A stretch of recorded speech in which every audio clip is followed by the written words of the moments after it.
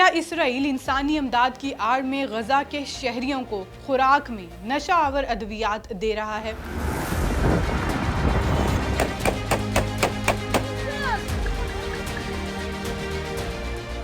فلسطینیوں کے حقوق کے لیے کام کرنے والی بین الاقوامی کمیشن نے انکشاف کیا ہے کہ امریکی تنظیم کے ذریعے بھیجی گئی آٹے کی بوریوں میں نشہ آور گولیاں پائی گئی ہیں۔ اس امداد کو اسرائیلی فوج کی نگرانی میں تقسیم کیا گیا۔ ان گولیوں کی شناخت آکسی کوڈون کے نام سے ہوئی، جو خطرناک درد کش دوا ہے جس کی لت بھی لگ سکتی ہے۔ بعض میڈیا پلیٹ فارمز کے ساتھ ساتھ متعدد صارفین نے بھی ایسی ویڈیوز اور تصاویر شیئر کی ہیں جن میں غزہ کے شہریوں کے ہاتھوں میں ان گولیوں کو دیکھا جا سکتا ہے جو انہیں اسرائیلی امداد سے ملی۔